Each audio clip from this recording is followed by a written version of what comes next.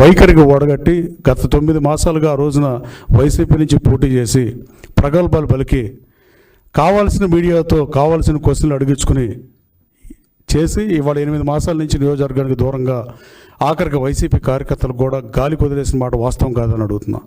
రాజకీయాల్లో ఇది ఏమాత్రం మంచిది కాదు. గన్నవరం అభివృద్ధి నేను లక్ష్యంగా పనిచేస్తున్నా. మల్లవల్లి పారిశ్రామిక కారిడార్లు కూడా చాలామంది భూములు ఉన్న రైతులకు కాకుండా వాళ్ళ బినామీలకి డబ్బులు దోచిపెట్టిన పరిస్థితి వాస్తవం కాదా, దాని మీద కూడా నిజాన్ని నిగ్గుదేల్చాల్సిన అవసరం ఉంది. మల్లవల్లిలో దాదాపు నేను అశోక్ లైలాండ్ ప్రతినిధితో మాట్లాడి వెనక్కి తీసుకొచ్చిన తర్వాత గౌరవ ముఖ్యమంత్రి గారు 16.5 లక్షలకు ఎకరం ఇస్తే ఇప్పుడు దాదాపు 200 కంపెనీలు వచ్చే పరిస్థితి. 479 ఎకరాల అసైన్ ల్యాండ్ కూడా ఏపీఐసీ ఎక్వైర్ చేస్తున్నాం. రాబోయే కాలంలో పరిశ్రమలు తీసుకొస్తాం. గన్నవరంలో అతను శాసనసభ్యుడిగా ఉన్నప్పుడు కనీసం ఏపీఐసీకి ఆర్చ్ నిర్మాణం కూడా చేయని పరిస్థితి. గన్నవరం సెంటర్కి ఐడెంటిటీ లేకుండా చేసిన పరిస్థితి. భూమి కబ్జాలు, రౌడీయిజం, క్యాసినోలు ఇలాంటివి తప్ప ప్రజల ధనమాన ప్రాణ రక్షణను చేయాల్సిన అవసరం స్థానిక శాసనసభ్యుడిగా సర్పంచ్ స్థాయి నుంచి ముఖ్యమంత్రి గారి స్థాయి వరకు ఏ ప్రజాప్రభుత్వంలో ఎవరు అధికారంలో ఉన్నా ఈ 3 చేయాల్సిన అవసరం.